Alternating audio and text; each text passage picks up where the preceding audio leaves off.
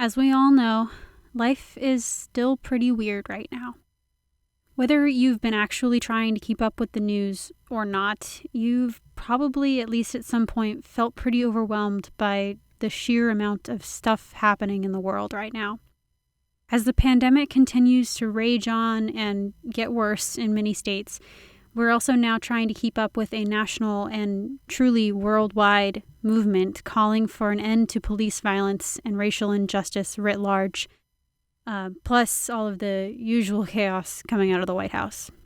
In my own life, I've been feeling like the news is just sort of unavoidable at this point, given how much time I'm spending on social media while still more or less sheltering in place. And as a journalist, I've also been having a lot of conversations with friends and family about what kind of news media are the most informative and trustworthy, as opposed to some of the outlets that just create content designed to go viral on Facebook or make people mad or whatever. These challenges and questions about responsible news consumption inspired me to reach out to the two experts I've brought on the show today. First, you'll be hearing from Dr. Glenda Ren, who's a psychiatrist, behavioral scientist, and a social health expert. We spoke about the impacts that the news can have on our health and well-being. Later in the episode, you'll also be hearing from Joy Mayer, a journalist, teacher, and co-founder of the Trusting News Project. She and I discussed best practices for staying informed while not going overboard on your news intake. This is Overthinking It. I'm Kaylee Fagan, and this time we're talking about how to cope with the news.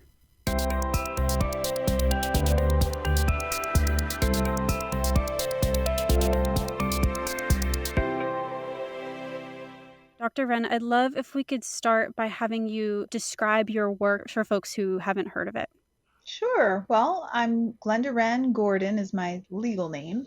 I'm often known by Dr. Ren professionally, and since October of 2018, I've been the Chief Medical Officer of 180 Health Partners, which is a Franklin, Tennessee-based company that operates in several different states, addressing substance use disorders with a focus on pregnant women. As you know, and as I'm pretty sure everyone knows at this point, we're living through a pretty traumatic time as far as news coverage goes. What kind of impact does this continually negative and traumatic news have on a person's health and overall well-being? Yeah, I think you framed it really nicely as a traumatic exposure. And thinking of watching the news as a traumatic exposure probably isn't how most people thought of news before. But, much like, watching a 24/7 train wreck or watching if you were around when 9/11 was live, that nonstop coverage is a great example of how it's different from just watching your evening nightly news. So I think if people think of it as a traumatic exposure, then it makes more sense what I might recommend in terms of limiting. Um, my parents are older and they have the news TV channel on all day long. When they come to visit, I'm like, Right. wow, that's a lot. And I've been very intentional about, you can check online news and choose to do that once a day. It doesn't really change all that much from morning to night.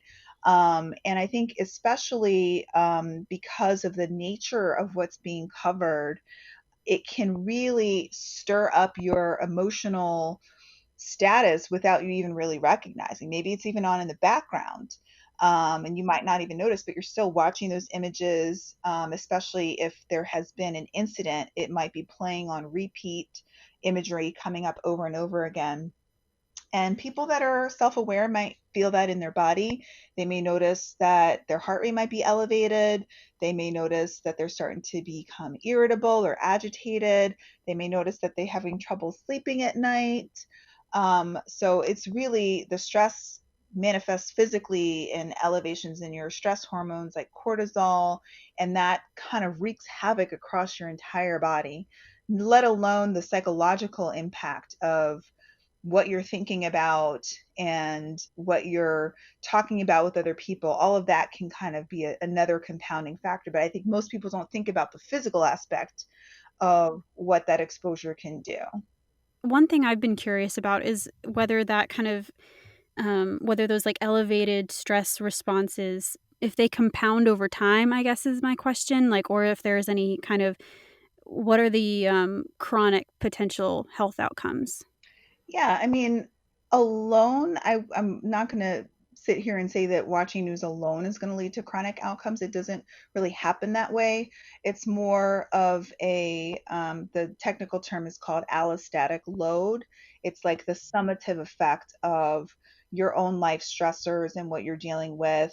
And watching news coverage 24/7 might be just an added burden that you're adding to yourself that can contribute to stress. And it's cortisol is the main hormone that mediates a lot of these negative impacts that can lead to obesity, increased diabetes risk, those types of impacts. They're generally referred to as stress related health impacts. So if you're trying to work on mitigating your stress, I mean, watching the news might not be the biggest stressor in your life, but it's certainly one that you have control over and that you can choose to mitigate that by saying I'm going to limit my exposure and also being more mindful because it's not just watching. If every single conversation that you're having is about that, you could also be more mindful about the types of interpersonal interactions that you're having, how you're spending time on social media, whether you want to scroll on by that post or if you want to get yourself all fired up. We've all done it. And made that comment, and now you're all hot and bothered, and everybody else is sleeping like a baby. Guilty, for sure. Yeah, we've all done it. Yeah. So, but being aware of that and being mindful, that's one thing. But then there's the positive things that is so important for people to do, especially during this period of the pandemic and isolation, where your usual forms of coping may not be available to you, right? Like if you're used to getting a massage every week, maybe that's not something you're doing right now. Or even, you were totally big into going to the gym and now you just don't feel safe doing that. And so you're not doing anything at all. So that's another opportunity for people to reflect on how am I, physically being physically active? What's my nutrition looking like? What can I do to get back into a new normal with respect to physical activity and healthy nutrition? That is the foundation of well being for your mind and your body. Which kind of brings us to, and you've already imparted plenty of advice here and wisdom, but I just wonder if there is anything else that you think of when it comes to how folks can best take care of themselves at this time as it relates to limiting or altering their exposure and their consumption of the news and media right now. Yeah, there's a lot that you can do. I think the most important thing is to find ways to meaningfully connect with people that you care about and who care about you. Because I think that's the biggest challenge that we've all had. How do you stay connected? Some people may need to find new ways of connecting. Other people may just need to be more mindful to say, I'm going to go ahead and reach out and call that person if I'm thinking about them as opposed to not. So maintaining the connection I think, is a good antidote to the physical distancing and in some instances the social isolation that we've been experiencing. Um, then I think, if you've been moved by recent events and some people are finding that being an active part of social justice in whichever way they feel comfortable is something that has allowed them to feel like there's meaning being made. And that's another aspect of recovery. So making meaning of a traumatic experience is very powerful as part of resilience and recovery. So that might, for some people, that might be making a poster and marching on the streets. It might be running for office. It might be, you know, having a difficult conversation with someone in your sphere of influence. But I would consider that also part of a resilience strategy is just trying to make meaning out of what seems like chaos. Um, and then I think with respect to self-care, I've mentioned it before, but it's worth repeating that, the basics of sleep, and monitoring your sleep and noticing if the quality of your sleep has been impaired, and making some adjustments if that's the case. Making sure you're drinking water and eating healthily is something that I'm my whole grocery shopping experience has changed. I used to just kind of Mm-hmm. like wander up and down the aisles and see what looks good and decide Right. what I want to eat. And now it's like a whole Excel file with a bunch of like, Oh, yeah. in and out. And at first in the pandemic, I was like eating terrible stuff and I'm like ordering out because I don't know up from down. And it's like, it was horrible. It took me a while to be like, okay, this isn't leading to me feeling better. I need to get back into, what works better for me and eating fresh fruits and vegetables and, cooking a little bit more. So paying attention to the fuel that you're putting in your body, because I mean, has real physical impacts on your mood and well-being, um, and physical activity as well. I mean, it's really, really important to do those things as part of a self-care regimen.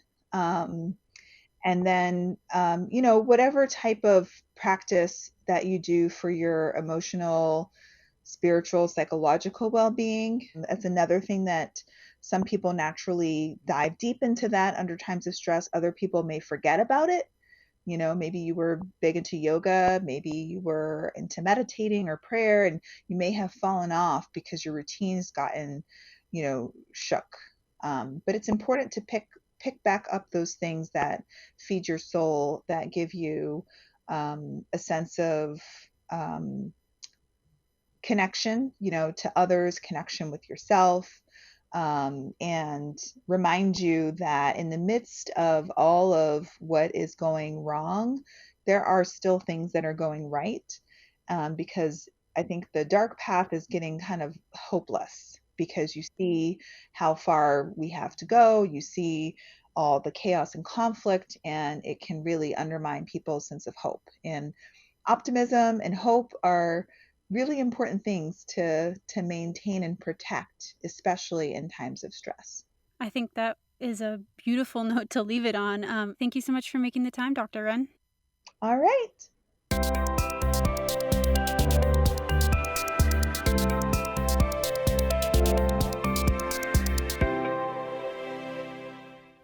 Hello, Joy. Thank you for coming on the show. You bet. Thanks for having me. Yeah, I'd love if we could start if I could just ask you to introduce yourself and describe your work a little bit. Sure. My name is Joy Mayer, and I run a project called Trusting News.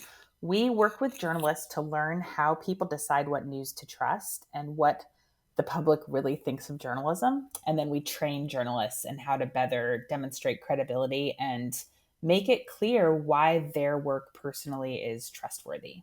So we try to sort of differentiate local news sources and especially responsible news sources from the larger climate of the media. People love to complain about the media. And in my work, what we do is try to figure out how people can find and know that they're finding reputable, mission driven, responsible journalism. Totally. All right. Thank you so much for that. Um, so just to kind of launch right in here, given everything that's happening in our country and our world right now, I wonder if you can help us understand why it's so important that people remain informed and up to date with the news, as opposed to just sort of like choosing to live under a really blissful rock and not follow along with the happenings in the world. The time we're in is so strange. I feel like I could start every conversation with that sentence. Right. But I mean, honestly, in terms of the urgency and importance of news, when we're talking about a public health crisis, it's hard to imagine what would be more important to stay on top of than that. I think that, I'm a big fan of unplugging from the news, and I think it's important to be able to do that. But I also really worry when I see evidence that people are grossly uninformed or underinformed about health risks and about, especially as we're all sort of dependent on each other for public health.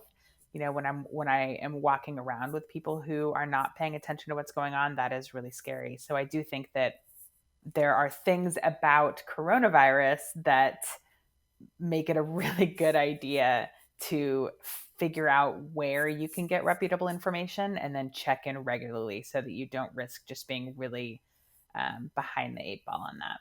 Yeah, and that actually kind of leads really beautifully to the kind of core thing that I'm hoping to explore with you today, which is just nobody is really new to the news media just because it surrounds so much of our lives. But someone who is recently waking up to the responsibility of being a news consumer, or is trying to think really critically about the media in their lives right now for the first time, maybe.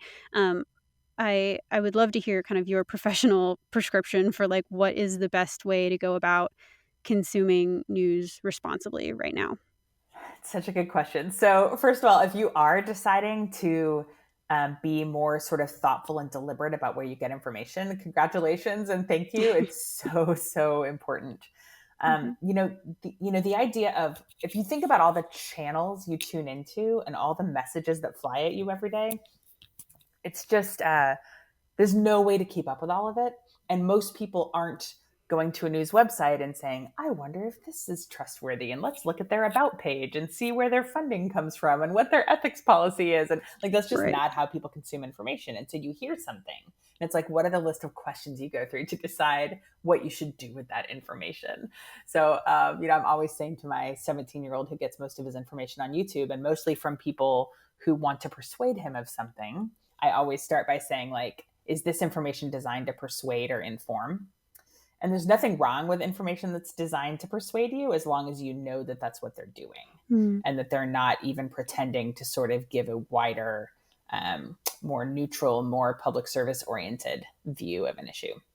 So I always start by saying, like, what do you know about the intention and the goals of the people who are giving you the information? And then, like, what is that organization best at giving you? And so when it comes to like health information, like, I want nationwide health information, and I want to turn to publications or newscasts or organizations that I think have a really legitimate goal of keeping me up to date, of so that I can make decisions for my own family about what's happening around the globe or around the country. And then I also have a goal of local information specifically for COVID. So, what are my local schools talking about and what's happening at my local hospital? So, I think it's important to figure out what you most want to know, and then who do I trust to give me that information? That's an interesting concept that I hadn't really thought of before, was the asking oneself, what is it that I want to know? I think for so many of us, I mean, for me in my life, the news like just sort of happens to us so often that we don't stop to think about what it is we're getting from it, or where it's coming from. So that's enlightening for Yeah, me. like, what role does it serve? And so sometimes it's much more theoretical. Like, basically most things that happen in the inner workings of DC, like which member of Congress said what, and what thing did the president say that everyone's outraged about today. And a lot of that is just sort of insider baseball, and I am a nerd about it and I enjoy knowing about it, but I also really give myself permission to tune out. Like, I am not worse off, and democracy is not worse off if I just don't do that today. Like, a lot of times I'll listen to news podcasts when I take a walk in the morning. Well, you know what?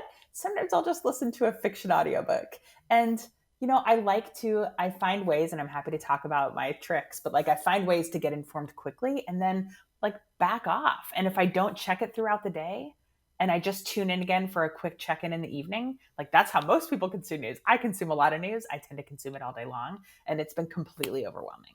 And so I have to just sometimes say, like, just choose not to, and think, what is the risk of just not paying as close attention today and taking a little break? And usually there's not that much of a risk. Do you have like a rule of thumb, or maybe a kind of ranking scale of some kind for maybe looking at different types of media? Because I know I have so many folks who like are really attached to their cable news versus like I don't have cable and I have never watched the cable news, and different as that compares to, let's say, newspapers or radio. Do you have any recommendations for folks who are trying to kind of parse that? I think that whatever platform makes the most sense for people is fine. You can find responsible information anywhere.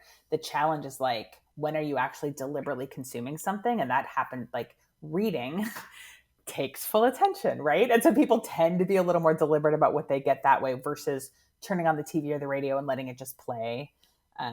versus like a YouTube feed where you're not even really paying attention to what comes next. It just sort of auto plays, which is super dangerous because then the filter bubble is what we call the notion that whoever you tune into, like you're only tuned into people like who are like other things that you've tuned into. So when an algorithm gets to decide what you're going to see in your feed, that can be dangerous because then it hides from you different views or different types of news orgs.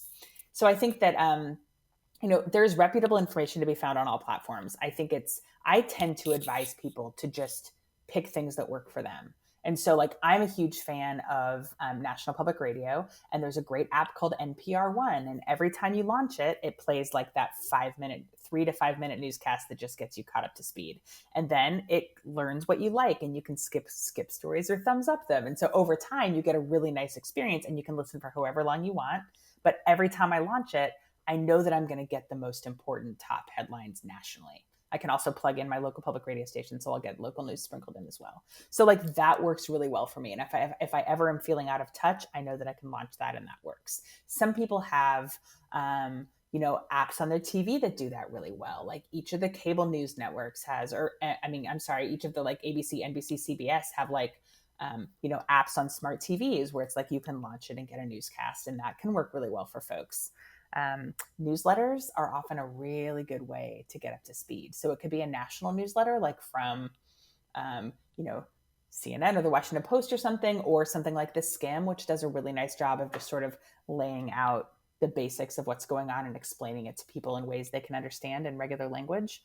Or this is a really good time to subscribe to a local newsletter from a local news station or newspaper because of how they will say, here's what COVID numbers are like here. Here's the status of like registering to vote and mail-in ballots here. It's a good time not to be totally out of sync with what's happening in local communities. I do think there's a tendency, especially among younger people, and this has always been the case, this isn't just a new problem, that people don't pay as close attention to local news until they're like, homeowners and have kids in schools and that sort of thing. But right now is not a great time to just be out of touch with like, what are the local regulations? Are bars and restaurants and the beach open? What can I do? And what is the status of ICU beds at my hospital? Seems like a smart time to keep in touch with that. So I would say like a newscast or a newsletter are really good ways to like invest a little time in picking what you're going to invite into your life, and then just check it each morning, and then consider yourself having started with like it's like having protein for breakfast. Like just start the day by choosing something healthy and that will contribute to your life. Yeah, I mean, on the note about local news, I think it is important to also mention that the local news outfits, the local news organizations, are often the ones that are struggling the most. So they definitely could, stand to see some more attention thrown their way. So I think that's great. I did, though, want to return to an idea from a few minutes back, which is just what should folks be looking for? Like, what are the red flags that the piece of media that you're consuming, whether it's like an article you saw on Facebook or a TV channel that you're watching, is not reputable, is not giving you what you need, is not going to be a healthy part of your media diet? Well, so for me, it's about what I get nervous about is when people trust analysts or comedians or or people with a sort of a brand around their opinions to keep them informed. So I consider that more like the dessert. So like or the carbs, maybe that's the carbs. It like gives you a rush. It gives you a rush, but it can't be, but you're going to be hungry again an hour later and you won't actually be healthier. And so I think it's really important to pay attention to whether somebody acknowledges other views, whether they invite people to talk to them or weigh in their stories who think differently, whether there's like fact checking that goes on. And if they do that, if they fact check sort of across the political spectrum or across ideas. And so I guess it's not for me about what to avoid unless it's just grossly irresponsible, like sharing misinformation or designed to, sort of propaganda. That's dangerous because it pretends to be straight news and isn't, or, it's just passing along things just to manipulate you. So I think that as long as it's not that, there's nothing wrong with it. Opinions have always been a part of journalism. We've always had opinion columns and editorial cartoons and that sort of thing. There's nothing wrong with that, as long as you know what you're getting. and you don't trust those folks for your protein. Yeah. It's interesting to hear you say that that opinions have always been part of journalism, because I think I know what you mean. Like I've been in and around journalism for several years now, but I think that some folks would be surprised to hear that, or that they would be like off put by that. So maybe you can expand on that just a little bit. Yeah, honestly, with the work that I do training journalists, one of my pleas for the industry is to make opinion journalism more clear, to explain what the purpose of it is. So we were doing an audience survey with a big local newspaper, and they got a comment from somebody saying, "You need to fire your restaurant reviewer because she's too biased." Which is hysterical, because if you have a job of reviewing restaurants, your job is to share your opinion. It's Right. based on your expertise. Like, theoretically, you're more qualified to do that than I am, but still, you're there to share your perspective, right? And so, a lot of people don't realize that some journalists are paid to share their opinion. That could be a gardening columnist. It could be a political columnist based at the State House. It could be an editorial cartoonist. It could be an analyst. It could be someone who used to work in politics and now goes on TV to sort of share that insider perspective. It could be a sports columnist. So there are a lot of ways to share opinions as part of journalism. And a lot of times people don't even notice that until it's about politics. And then, boy, do they notice it. But one of the big problems is that people think that there's too much opinion in news. And sometimes what that means is that journalists are letting their personal perspective color how they cover the news, and that definitely happens more than it should, although responsible journalists make every effort not to let it happen or to be careful about it. But often what it means is that people have consumed something that's designed to share an opinion and thought that it was news. And that is often because journalists don't label it properly. So maybe the opinion column in a newspaper, when it's shared on social media, doesn't have the word opinion anywhere. And so you don't realize that it's designed to be a column or an opinion. Or maybe you watch a lot of cable news and it's really, really hard to tell when you have four heads on the screen who is an anchor, who's a reporter, who's an analyst, who's a source. It's very difficult to tell. And so it looks like people are sharing their opinion, looks like the news is full of opinions, when really maybe it's just that it's hard to tell who is there to share an opinion and who is there to sort of bring it all together as a piece of reported journalism. That makes a lot of sense. And just one more question on this, I think, that I am anticipating folks are going to have. So, and that's just, there are, as you know, tons of people out there who are just really skeptical of traditional news sources right now. I mean, particularly the larger national brands like the New York Times and the Washington Post. And I think it's at least in part due to that misunderstanding that you're describing about like where the opinion ends and the journalism starts, and kind of how they work together, as well as like a bunch of conspiracy theories and disinformation and a lot of other layers. But that's a really complicated problem that we probably won't solve today. But I mean, I just wonder if you could speak to that for any folks who might be hearing us talk about the news and just kind of like thinking, how can I possibly trust my local cable station or a big newspaper that I think, that I am hearing negative things about? Yeah, so first I would say that a lot of times when people complain about, so first of all, I'm really glad that people are skeptical. Journalists value skepticism. And I think that being careful where you get your information is really important. So my goal is never to tell everyone they should just blindly trust journalism. I think that one interesting phenomenon is that when people think of journalism, so let's say you mentioned like a local TV station or a local newspaper. When you think of what journalism is, mostly what people are doing in that newsroom is not covering politics. The complaints often come with political coverage, but those people are out like describing how the new traffic circle will work so that you don't get in an accident, and sitting through the school board meetings, and covering development and new business licenses, and measuring bacteria in the beach so you know if it's safe to go swimming. So like all these things that journalism encompasses, much of it, there's not really a question of bias. Like nobody, few people say to the health reporter or to the schools reporter, I think you're really biased about how you're covering this. So a lot of what journalists do hasn't changed. And, those journalists kind of feel the brunt of the larger political climate, which is usually where accusations of bias come in. So one thing to keep in mind when you look at like national newspapers like the Washington Post and the New York Times is that the job of covering politics right now has changed a lot. The same way that the political climate has changed, the job has changed. So the fact that they're like publishing lists of all the lies the president has told, that's a hard thing to even wrap our brain around because it's never happened before. And so to a lot of people, that will feel like really unfair coverage because like they're picking on them, when in fact, there's no way to know whether they would do the same for a president of the other party because they haven't been tested. So I just think it's important to keep in mind that the political climate is very strange and is requiring new things of journalists. I don't think they're always doing that good of a job. I think there are a lot of ways that journalists should be adapting to this really strange administration that they're not adapting.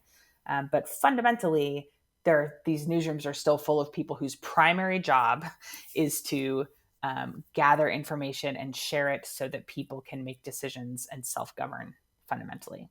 So I look to news organizations that still have people stationed around the world that invest in investigations, that ask questions nobody else is asking. And then I can decide as I consume what they produce, whether or not it feels legit to me and is consistent with how I see the world. And I can seek out other views. But fundamentally, we really need journalists on a national level cultivating sources and reading reports and, tapping into really deep source networks to help us make sense of what is happening in the world. That makes a lot of sense.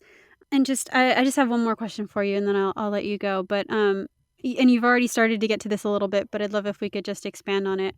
These days, the news seems never ending. You had referred to your healthy protein portion of news in the morning and then maybe cutting it off from there. But I mean, the reality for so many of us is that the news is just kind of a rolling wave all day long that we kind of bear the brunt of as we can and then tune out when we have to. But I mean, I guess what I'm getting at here is just how does one know when they've had enough news for the day? When is it time to stop, particularly as it relates to the political media and like turning off that faucet, if that makes sense. I think when it's making you anxious, you should turn it off. I think that people have to decide that for themselves. Some people feel like they're dropping the ball somehow as a participant in democracy if they're not paying attention. Some people really get a lot of pleasure from knowing what's going on, even if the information's unpleasant. They prefer to know it. And other people really don't. I think that's a really personal question that people have to answer for themselves. I do think when there's something like public health happening, or when there's an election coming up and you've decided that it's a goal of yours to participate more fully and be more educated and head to the polls this year, or whatever it is, like set some goals and know what the information's doing for you. But if you feel like it's making your life more difficult or harder or more stressful, and you can't point to what it's doing for you, then I would say, I hope you feel sort of empowered to turn it off and walk away. Alrighty. Well, thank you so much, Joy, for all that wisdom. I really appreciate it. Awesome. Thank you so much. And that's it for today. If you'd like to learn some more about the impacts of news overload and how to balance your media diet, I've provided a few resources for you in the show notes. You can subscribe to Overthinking It on SoundCloud, YouTube, or wherever you listen to it if you'd like to get updates for future episodes. Thanks, everyone. Till next time.